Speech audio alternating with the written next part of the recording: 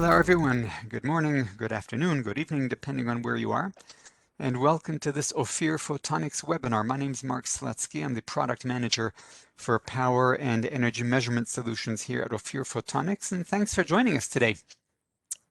The topic that we're going to be discussing is a big topic, if we can call it that.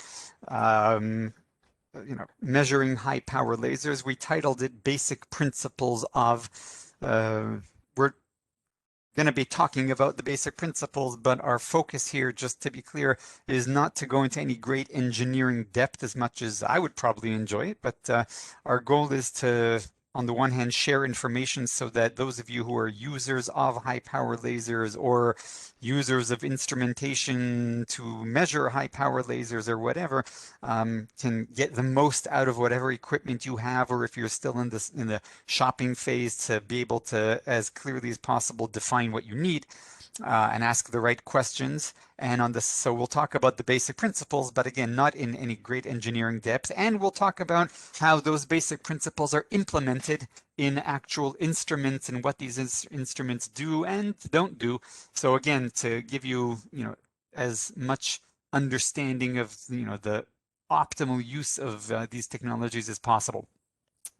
Just before we begin, well, we already began. Before we proceed, just on a more logistical note, the total time of our webinar today should be approximately 55 minutes, something like that. Questions, comments are welcome and even encouraged. If you have any questions, comments, please use the text chat box on the right side of your screen, and I'll do my best to respond either in real time or at a suitable point in the flow of the information.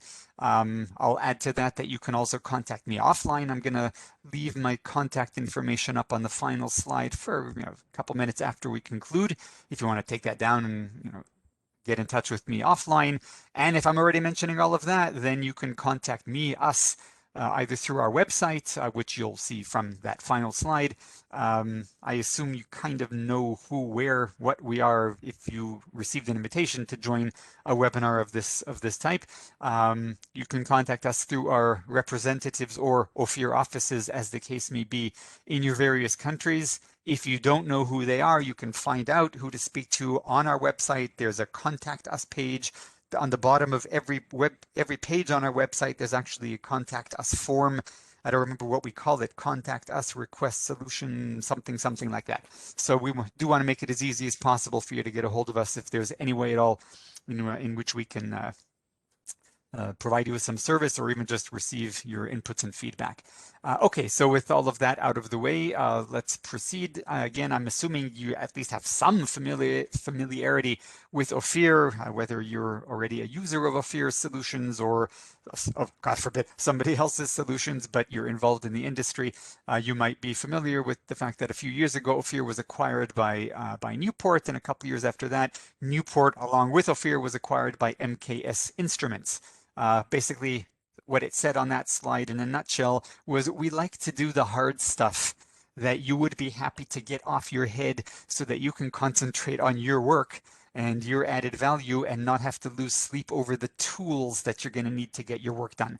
I think that's a fair summary of that slide. Okay, so what we're going to be talking about, just very briefly to get on the same page, a quick review of some of the typical applications that make use of high power lasers. A very quick review, again, just to get on the same page, of why we measure, and about as quick, how we measure, again, without any great engineering depth, just the main concepts that we need to be able to have a meaningful continuation of the conversation. Then we'll get into the meat and potatoes. We'll talk about some of the main challenges involved in measuring these high power beams and typical solutions, again, both in terms of concept and implementations. And then we'll conclude with some best practices and tips, what I like to call black belt best practice tips for getting the most out of whatever measurement solutions you are using or will possibly end up using.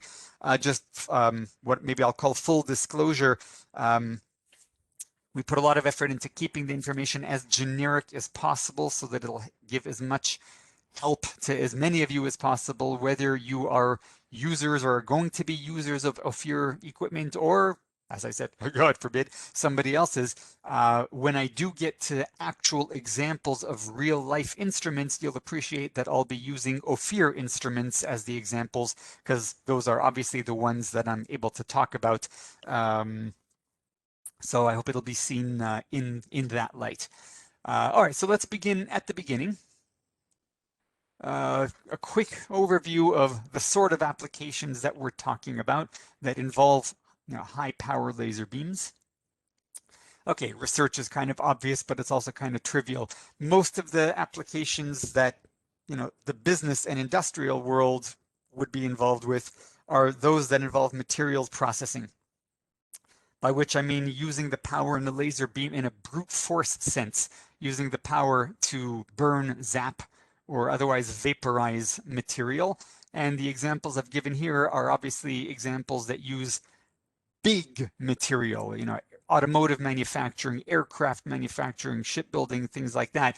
I chose these, examples on purpose just to give the impression that we're not talking about cutting paper or marking plastic, but, the big heavy stuff. Cutting, welding, drilling, etc.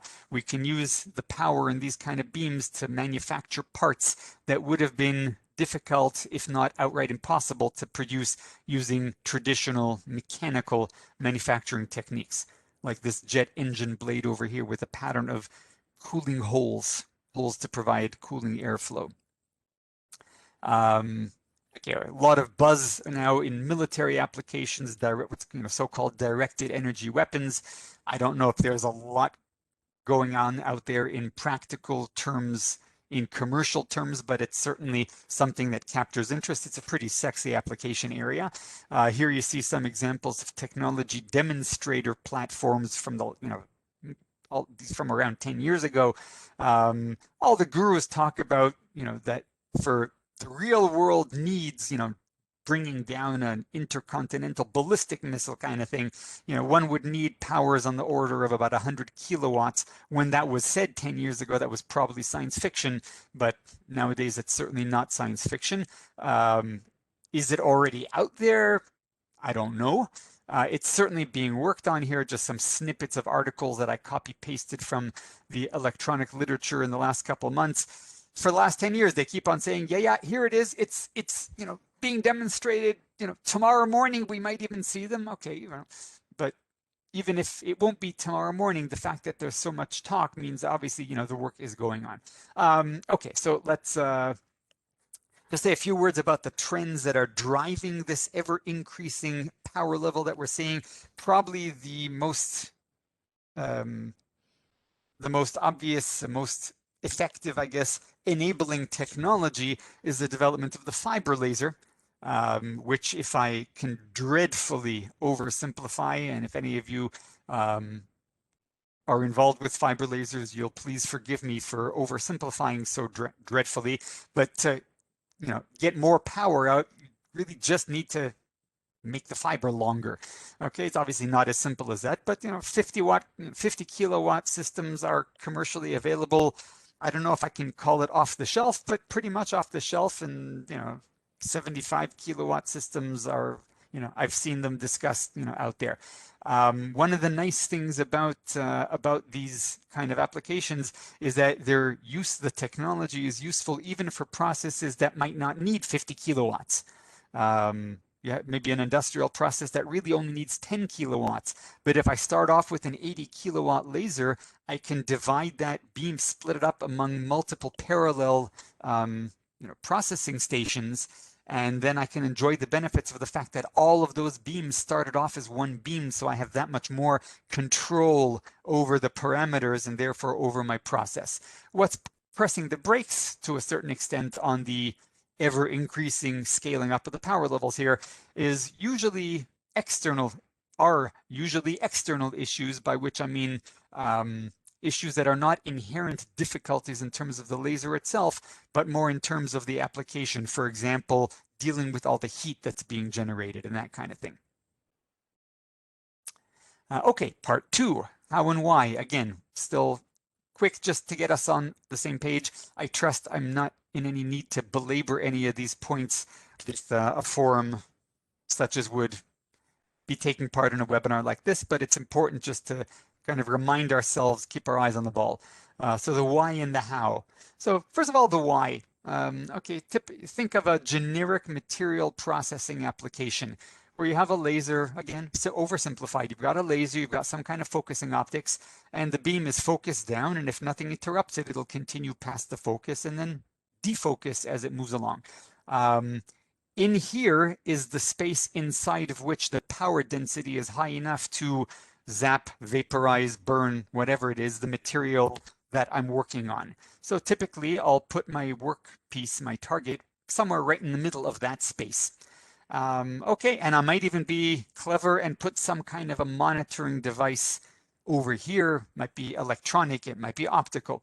Now what happens though as components age or fall out of alignment because of time, use, shipping, heating? What if, process debris changing the behavior of the focusing optics? Heating from the beam changing the behavior of the lens. These are all things that happen.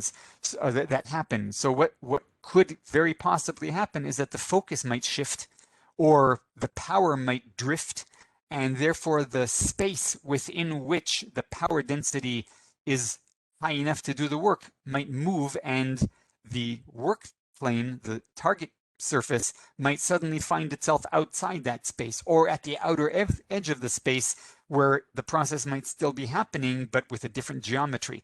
The bottom line is that parameters that are not controlled can change what the process is doing and where it's doing it. And this can make your process unpredictable. In the case of an industrial commercial process, it can eat into the profits that it's supposed to be generating. Again, I trust I don't need to belabor the point, but it's important to just have clarity on that. And so we'll want some kind of a monitoring system with suitable accuracy, monitoring the appropriate parameters and the results of the measurements, doing whatever the application calls for, maybe just to give an alert, maybe to automatically make adjustments in the drive current in some kind of a positive feedback loop, something like every application with its own characteristics. That was the why. Let's just say a few words about the how, again, without going into any tremendous engineering depth. The basic concept behind how measuring laser power measurement sensors typically work is that the beam gets absorbed by some kind of an absorber material, the light turns into heat, and the heat flow, which is proportional to the power of the beam that got absorbed, is measured. And if I know the constant of proportion, which I know because I calibrate my instrument before I ship it at the factory, I can then get a reading of the power. That heat is going to have to be dealt with. It's going to want to make its way eventually out of the sensor through the sensor's body. We'll talk about that in a couple minutes. And in general, I want to get the heat out at least as fast as the heat's coming in. Otherwise, if it continues to come in, the temperature inside my sensor is going to build up until eventually something's going to fail. Usually the first point of failure for that kind of overloaded damage is going to be the thermopile heat sensing element itself, which would mean what we might call instant sensor death. Okay, some additional parameters that are often relevant, not always. I might want to measure not necessarily the average power, but I might want to measure the pulse energy. That might not necessarily qualify as a high power application. The truth is I'm including it here because it's going to become important later when we talk about some shortcuts for making instruments smaller, but I don't want to steal my thunder. The way this is typically done, a lot of welding applications, for example, use pulses with many hundreds of joules or even kilojoules to do welding and other applications of that sort. Usually we'll use the same kind of thermal sensor that we use to measure the power, but we fire a single shot. Now, these sensors have a time constant on the order of a couple seconds. The heat has to travel through a pretty significant mass of material. But if I'm firing one pulse, I don't really care that it's going to then take a few seconds for my measurement process to complete itself. What happens is the heat flows. The instrument watches the output signal rise to a maximum as the full brunt of the heat flows past my detector element. And then drops back down to 0 as the trailing edges of the heat finally make their way out. The integral, the area under the curve, is the total energy in that pulse. Last time I calculated an integral was probably 30-something years ago, goodness gracious. The instrument will typically do that by itself, so no need to panic. But this is going to become interesting a little bit later on. Other parameters that are often of critical importance, beam profile, the spatial distribution of the power through the across the beam's cross-section. This affects the, if I can make up this word, focusability of the beam and the shape of the focal spot, and therefore of the cut, the hole, the weld, and so on. We have at Ophir and other manufacturers solutions for beam profiling of high power beams, but that's way beyond the scope of today's discussion. Sometimes I don't need a full-blown analysis of the actual beam profile. Sometimes it's enough just to know if the beam's getting bigger or smaller as I turn this knob, tighten this screw. Am I moving into or out of focus? Is the beam translating left or right? There are solutions that do that also combined, combined with power sensors. Another point that's often important and easy to overlook is when I'm dealing with a high power beam and at the moment I'm just capturing some fraction of it and letting the rest of it go. I might want to give some thought to where is it going to go. I got to safely deal with the unused portion of a beam. If I'm dealing with a high power beam, that unused portion might be pretty high. And unless I have reasons to allow it to continue and use my colleague across the lab as my beam dump, we might want to give some thought to using a beam dump to safely absorb that beam. More often than not, beam dumps are designed just like sensors, except without the sensing element. So there's the absorber and there's the method for getting the heat out. Okay, so at the end of the day, I've got a typical laser power meter, some kind of a sensor, which is the laser facing end, and then some kind of a meter. Some manufacturers call it a display, a controller, a console. Everybody uses different words, but the idea is the same idea. We've got an input and then we've got an output. By the way, this output, this meter, might be a standalone instrument like you see here, sitting on a desktop or handheld, or it may be software running on a PC somewhere. It's the same idea. I'm only mentioning this because we're going to be soon looking at all-in-one solutions. But again, this is just to get the idea straight. Okay, part 3, measurement challenges and solutions. So we'll start with the challenges. Some of them are obvious, some of them are maybe less so. Probably the most obvious challenge is dealing with all of that heat. So when we're talking about low and moderate power sensors, a couple tens of watts, it's not a big deal. The body of the sensor can dissipate heat just by conducting it off to the surrounding air. Once we go above a few tens of watts, then we need to kind of start helping that process happen. If you look at typical sensors for that kind of power range, you'll notice that the body of the sensor usually has some kind of a heatsink design. Fins, or what at Ophir we call pin fins, which is an Ophir proprietary design, some kind of a design that maximizes the surface area of the body that's in contact with air so that it can dissipate heat more effectively. Once you start getting into many tens of watts and upwards, even that stops being good enough.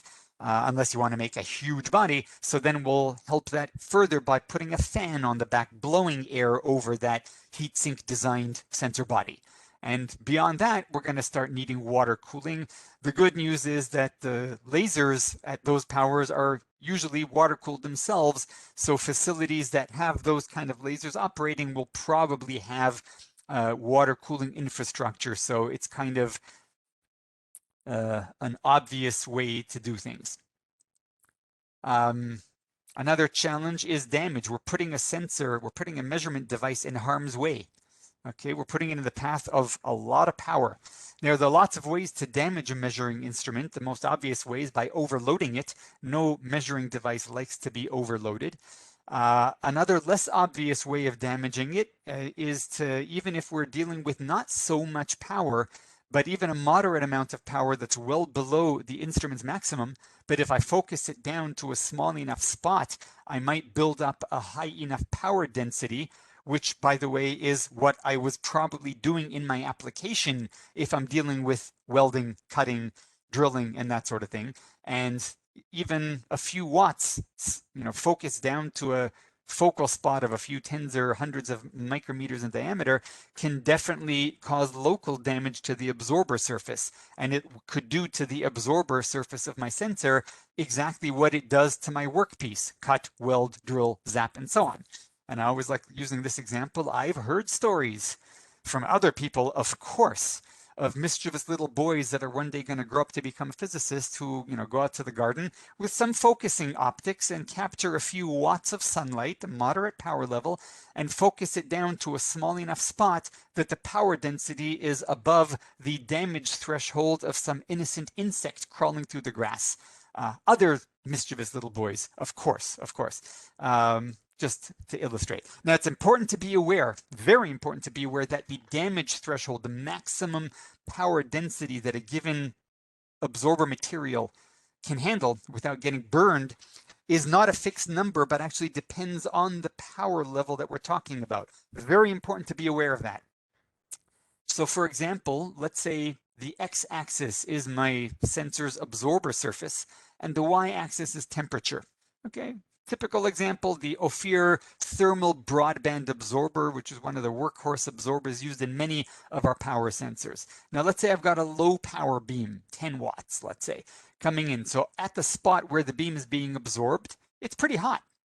And as I move away from that spot, it's quite warm, and the heat continues to propagate through the material away from that spot as the beam keeps coming in. And as I move farther away from that absorption spot, the material is already cooler.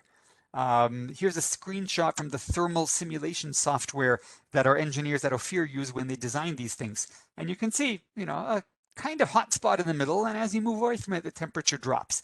Now that same absorber material, but now let's expose it to a higher power beam.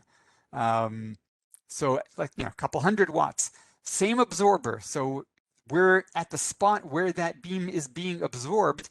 It's not quite hot, it's really hot. And there's so much heat that the area around it is also very hot. So as I start moving away, it's not merely very warm, it's still quite seriously hot.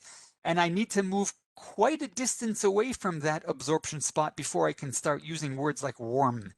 And you can see from that same thermal simulation software, we've got a really big area that's very hot because there's a lot of heat being generated by this high power beam being continuously absorbed. And the heat has a hard time getting out of the way because it's in the middle of a very crowded room. Okay, so it'll take way fewer kilowatts per square centimeter to raise the temperature of that absorption spot up to the point of damage than was the case with a low power beam.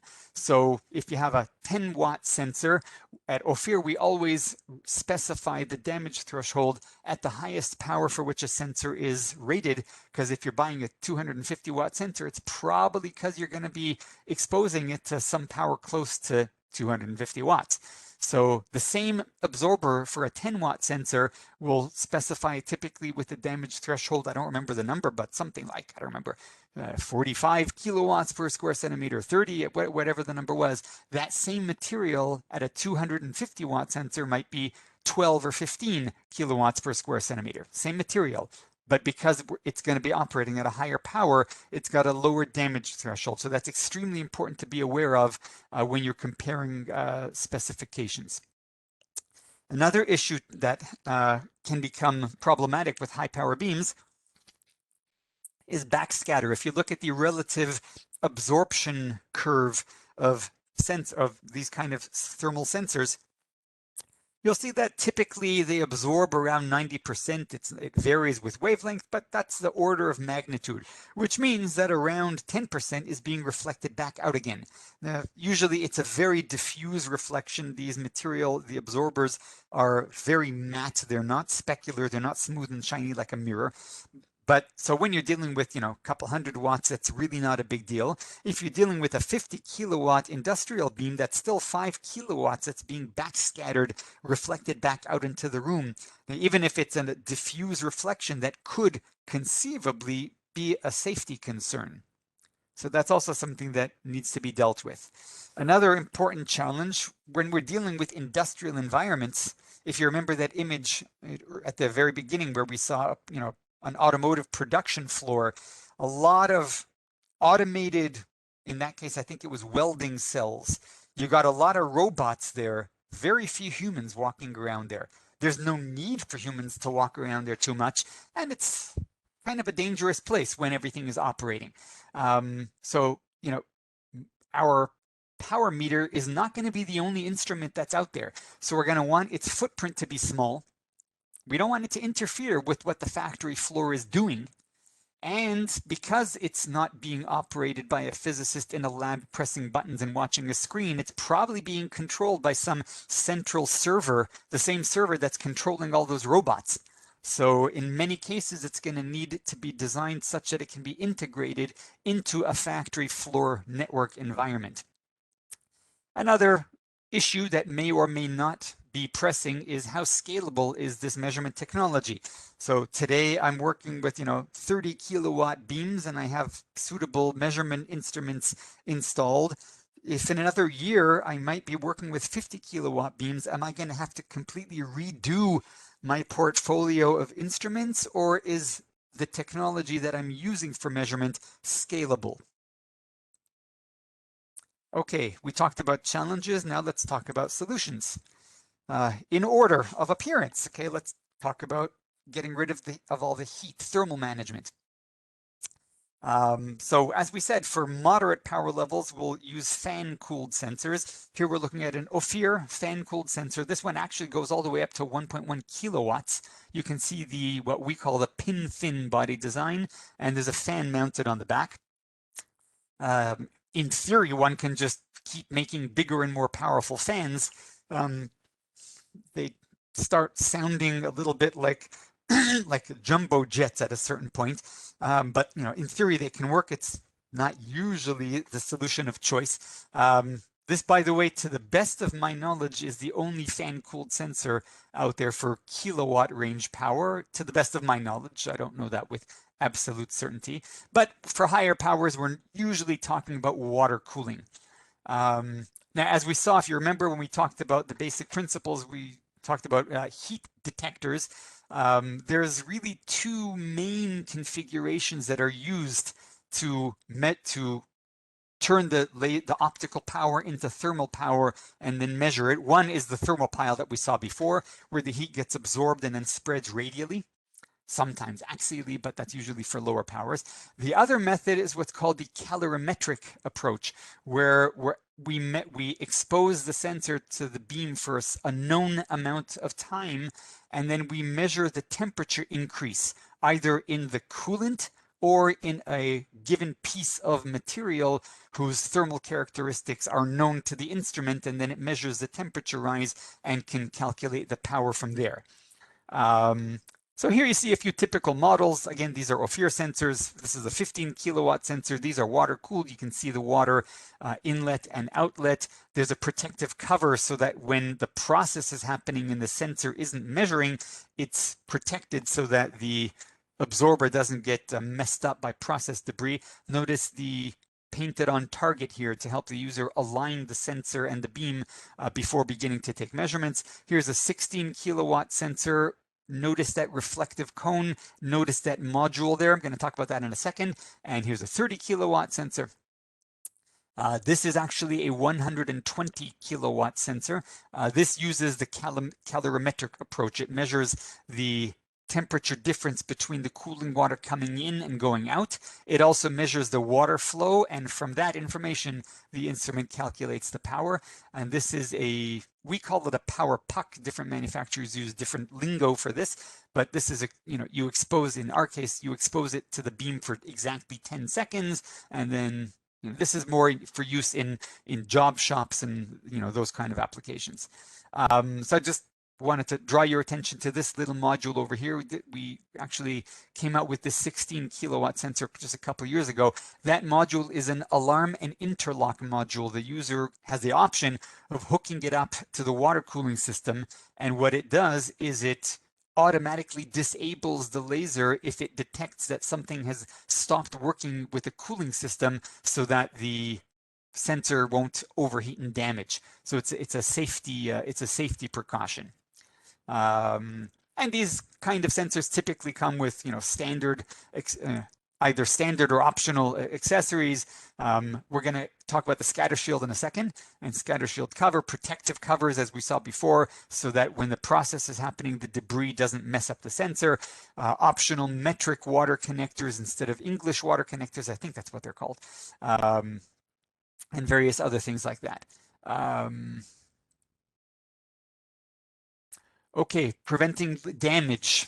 So one of the obvious things that one wants to do is to make sure to have absorbers that can handle the power densities that they're going to be asked to handle. And this is one of the main activities going on, not only in Ophir, but among, in other manufacturers of laser power sensors as well, is constantly working to develop better and better absorber materials. So here you're looking at a 1 kilowatt sensor, which uses an absorber that we developed a couple years back that we call LP2. LP stands for long pulse, as opposed to short pulse Q-switch lasers, very different kinds of behavior. But in these high power industrial applications, usually we're talking about long pulse. And by the way, milliseconds is what we mean by long pulse. Nanoseconds would be short pulse or shorter than that. Different kinds of behavior, don't want to get into that right now. So here, it's a 1 kilowatt sensor. And its damage threshold at the full power of 1 kilowatt is 10 kilowatts per square centimeter, which, just to give you an idea, is a very high, very impressive damage threshold for this kind of power level. In many of these applications, the beams are pulsed. So we're talking about very high energy density pulses that are quote unquote long, a few milliseconds to many tens of milliseconds long. And for 10 millisecond pulse width, by the way, the maximum energy density, which is also a damage threshold, it's the energy density damage threshold as opposed to the power density damage threshold. Typically, both will be specified in the data sheets of these sensors. The maximum energy density is also not a fixed number. The maximum power density depended on the power level. The maximum energy density, among other things, depends on the pulse width or the pulse length, the pulse duration. So for also super important point to be aware of when you're comparing specs. So at 10 millisecond pulse width, this absorber has a 400 joules per square centimeter maximum energy density damage threshold, which again is, just to give you an idea, it's a good number. It's a really impressive number. Now, besides developing ever better absorbers with better spectral characteristics, better angle behavior, meaning less angle dependence, less and less reflection, which reduces that safety concern of backscatter. There's another trick that we do, and that's to add a reflective cone. I wish I could claim that we were the only ones who do this, but we're not. It's a standard practice. It's a cool idea. I don't know if Ophir was the first to come up with it. I have no clue. It's been around much longer than I've been around in the industry. So here's a 10 kilowatt Ophir sensor. I don't know if you can see in the image that there's a reflective cone in there. And what we've done, because as the power goes up, the damage threshold goes down for a given material. So if at that 1 kilowatt, we have a 10 kilowatt per square centimeter damage threshold for this type of absorber, we would expect that at 10 kilowatts, it's going to be a less and less attractive number. So what we do is, instead of this surface being the absorber, the way it is, regular layout, and then as the power goes up, the ability to handle power density goes down, what we do here is we put a reflective cone here, and the beam hits that reflective cone and gets reflected radially outward with a divergence angle put into it. And then the absorber, instead of being this surface, we use the cylindrical wall around the cone as the absorber. So in this image, it would be the cylindrical wall perpendicular to the plane of the slide. And because the beam has been diverged by that reflective cone, the beam has actually increased in size by the time it reaches the absorber material, which means that the power density has been reduced. So the sensor can handle higher power densities because of this trick than it otherwise would have. So in the case of this sensor, at 10 kilowatts power, it has a damage threshold of 10 kilowatts per square centimeter. The same damage threshold as the 1 kilowatt sensor had that wasn't using this trick. And by the way, it's not the same material. It's actually a less impressive material, but it still gives that much better performance at this high power level. So that's a neat trick.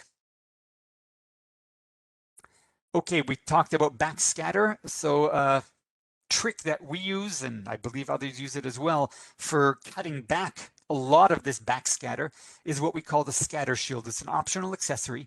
I don't know if you can quite see the detail in this image here, but the inside of that screw-on snout, which is the accessory, the scatter shield, has inward-facing ridges, kind of like shark teeth or something like that. So what happens is that a beam comes in, let's say around 90% of the power gets absorbed and the other 10% gets back reflected in all directions, okay, very diffuse. So some of that power is going to happen to make its way directly back out again, but much or most of the power is going to be diverging, so it's going to be hitting the inner wall of that snout, and because of those inward-facing ridges, most of that power is going to be backscattered back into the absorber again for a second opportunity to get absorbed. And of course, 10% of that is going to be then reflected, but there we're already talking about much smaller numbers. And this actually cuts down the total amount of backscattered power by, if I remember right, something like 70 or so percent, which is pretty impressive. Now, of course, the meter will need to know that the scatter shield has been added. There needs to be a separate calibration factor for the scatter shield in condition, because for the same beam, the absorber is going to be absorbing more because of that second opportunity.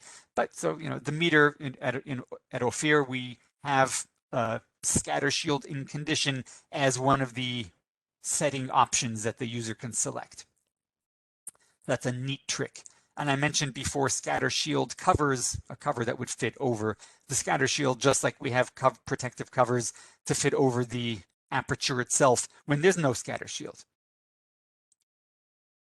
Okay, sensor size and mass. We're talking about, you know, solving the problems of reducing the footprint of these measuring instruments so that they don't bother the user when the user is considering installing them in the production floor.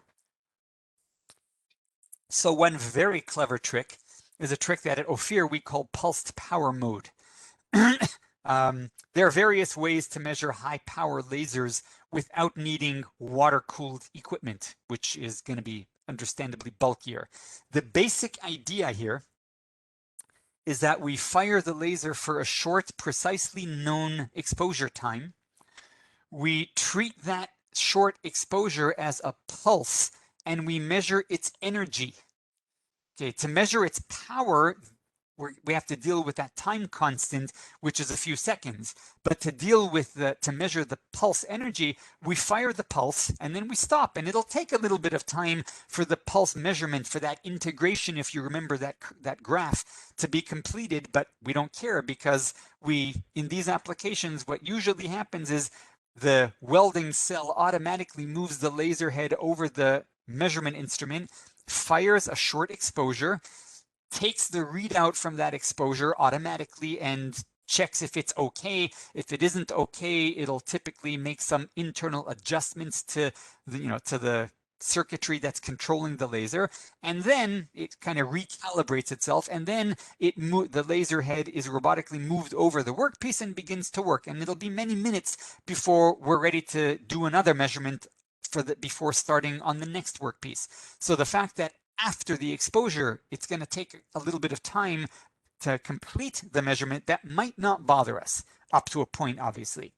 Now, after that all right, so we fire the laser for that short exposure of a known time. We measure the energy in that quote-unquote pulse. We divide the energy by the known time. Energy per time is power, right? A watt is a joule per second. So by measuring the energy and dividing by the time, we can know the power that was in that beam. Now, obviously, we could do that ourselves with a calculator or whatever it is, but it makes life a lot easier when it can be done for you by the instrument. But the beauty of it is that then because the total amount of heat being absorbed by the sensor is not so high, because it was exposed to that high power only for a very brief exposure time, we don't need to use water-cooled sensors. Of course, we're still going to then need to wait and give the sensor time to physically get rid of the heat. But as I said, in these applications, that's usually perfectly okay. So we can use small and bonus inexpensive thermal sensors, and we don't need all the bulk and the complexity of the water cooling system. Now we can implement this using either automatic or what I'm going to call semi-automatic instruments. And just before I explain what those mean, I will tell you that at Oririel we have a bunch of thermal sensors that to which we gave very high energy scales just for this purpose, like kilo up to 10 kilojoule scales exactly for this purpose. In fact, we've even got a whole web page just dedicated to that. Wait, I think there was something I wanted to say here. Sorry, I'm gonna just check my notes. I don't want to miss something important here.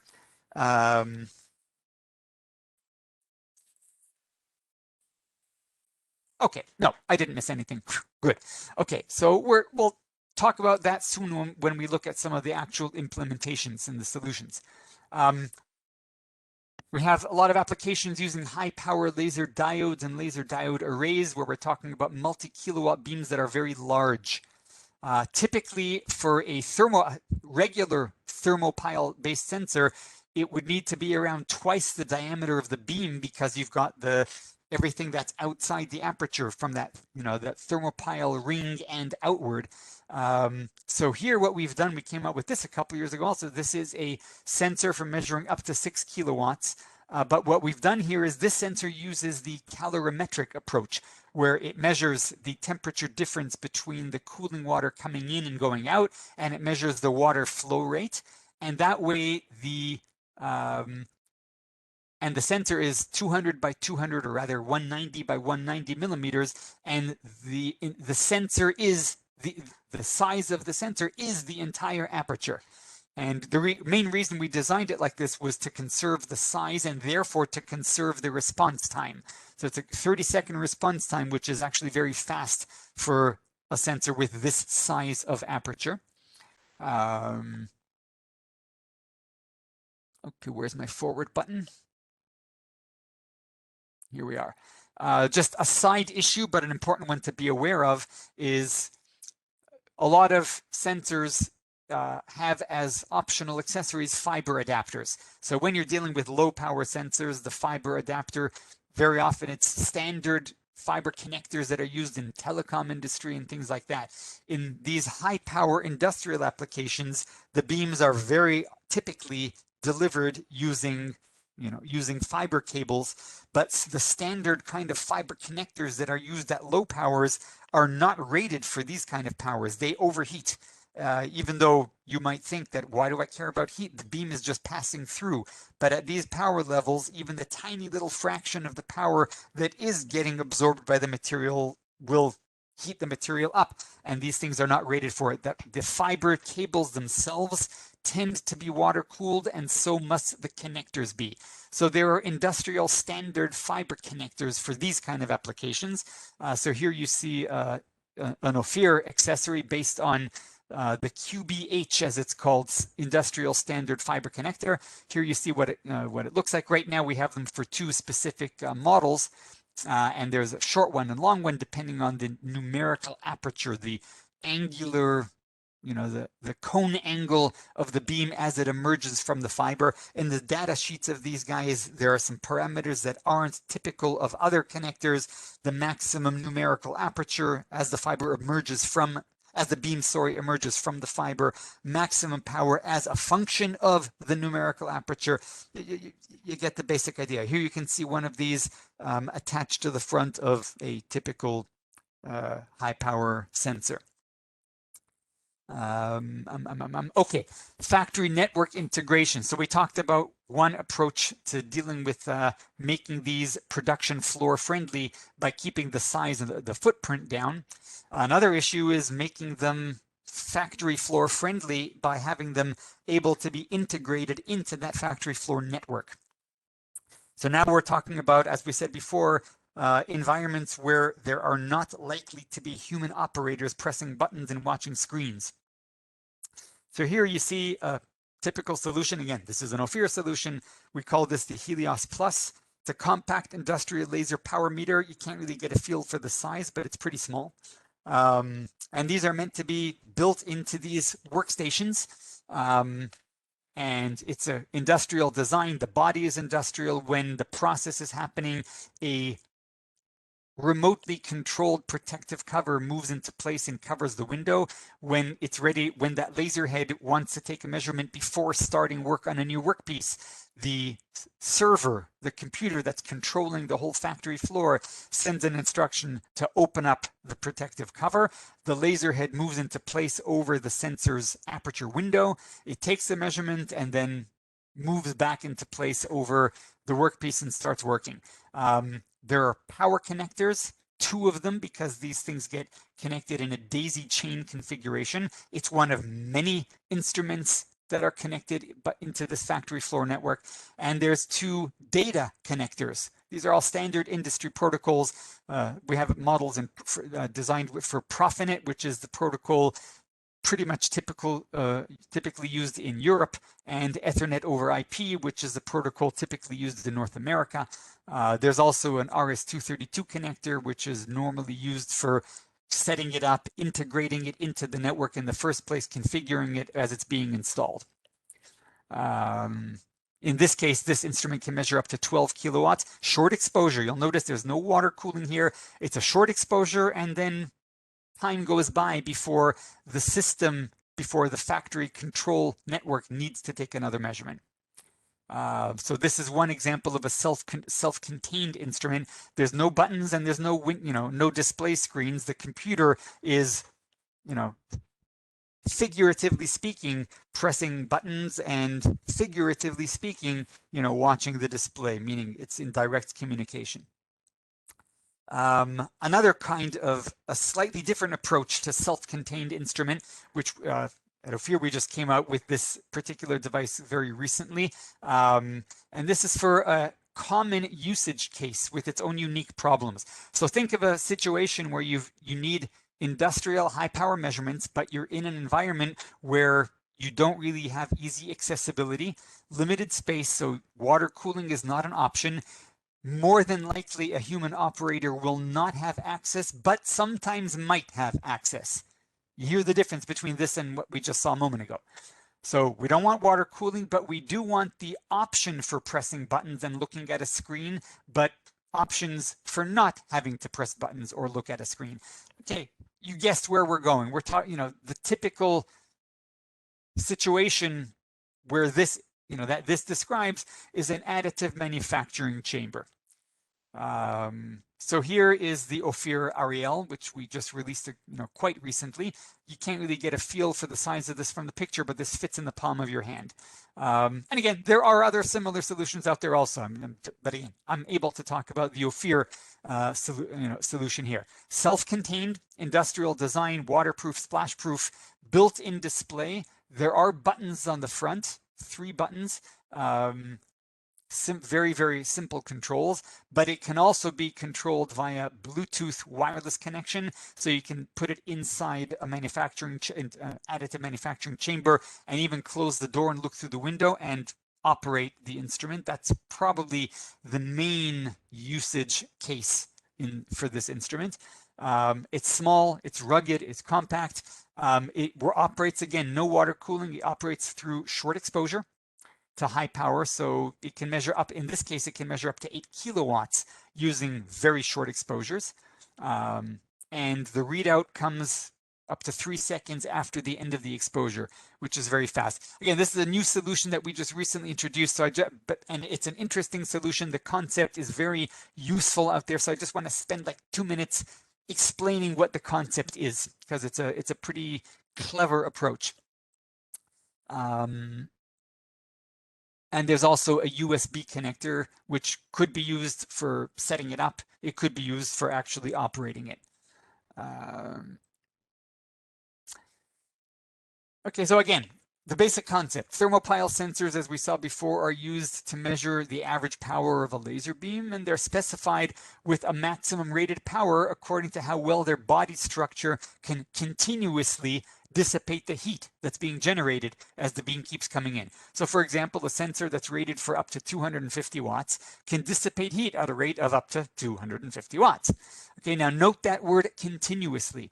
If the exposure to the high power is not continuous, if the sensor is only briefly exposed to the high power, as we discussed, then it can take its time cooling off afterwards before another exposure, but it doesn't need to worry about dissipating the heat quickly because the exposure to the heat only lasts for a short time. So as we said, if we treat this short exposure as if it were a single pulse and measuring its energy, that gives us a way of using low or moderate power sensors to measure much higher powers by measuring the energy of the pulse and dividing by the pulse width. Power, as we said, is energy divided by time. But we can make it easier than that by having the meter do the math for you. Thank God. Okay, this can be very useful in reducing the footprint of sensors that we want to use for measuring very high powers. And as I said, we have some standard Ophir sensors that were given high energy scales for just this purpose. Now, this can be implemented, this trick can be implemented semi-automatically, as I like to call it, using a traditional power meter in single-shot energy mode where the user enters the known exposure time, the pulse width in a sense, into a meter that has a suitable function built in. The meter will prompt the user to enter the exposure time. That's what I'm calling semi-automatic, and then it'll do the rest of the calculation automatically. Or automatically by equipping the instrument with a built-in fast photodiode that measures the pulse width for more industrial applications. And that is what the Oririel does, and that is what the Helios Plus that we saw in the previous example also does. Okay, typical accessories, a detachable anti-reflective coated protective window so that it's dust and splash proof, a detachable diffuser so that you can also work with smaller beams with much higher power density, multiple instruments really in one, protective cover. When you're using Bluetooth or the buttons and not USB, there's a rubber plug to protect the USB connector from ingress of dust. And at the bottom, there's a positioning hole and there's mounting screw holes for a heat sink. We're going to come back to that heat sink in a sec. 3 ways to use it. One is standalone using the buttons and the display screen. This button is on, off, and main menu. The middle button toggles through the menu items, and the right-hand button selects a menu item. Another way is through Bluetooth, and we've got an Android app that supports that. And a third way is by USB, and we've got a USB-based PC software application that supports that. Now, a cool thing here is that it can operate both in short pulse mode when you want to measure those really high powers, but it can also be operated in continuous mode as a regular Thermopile, as if it were a regular Thermopile sensor, and continuously it can measure up to 30 watts. It can dissipate heat at that rate. And down to 200 milliwatts. So this really is multiple instruments, combined into one. And it can measure up to 500 watts intermittently at up to 20 seconds at a time for 500 watts. So again, continuous mode up to 500 watts, short down to 200 milliwatts, short pulse mode all the way up to 8 kilowatts. Now, short pulse mode, 8 kilowatts continuously will vaporize the instrument, obviously. But that's the beauty of this approach. A few different spectral ranges. For some of them, the infrared ranges, you'll need to remove the protective window, which means that at those wavelengths, you want to measure CO2, it's going to not be dust proof or splash proof, but okay. Also, that fast photodiode is silicon based, so it won't work. It won't automatically measure the pulse width at those wavelengths. But again, okay. And it can handle up to 14 kilojoules total exposure before it needs to cool down. It'll then give a warning too hot, and then it'll ask you to give it a few minutes to catch its breath and cool down. The cool down typically takes around 10 minutes, but that 10 minutes can be cut down if you use a heat sink. Okay, I said we'd come back to that heat sink. Okay, scaling up, that last of the issues we talked about. I mentioned that 120 kilowatt sensor. let's not waste time here. You see the 120 kilowatt sensor measuring a 100 kilowatt fiber laser beam, and an Ophir Spiricon instrument called BeamWatch, which is a non-contact pass-through beam analyzer, uses Rayleigh scattering. Damn cool. Rayleigh scattering, that, you know, the intense light scatters off air molecules, and a camera captures that scattered light and analyzes an image of the beam waste.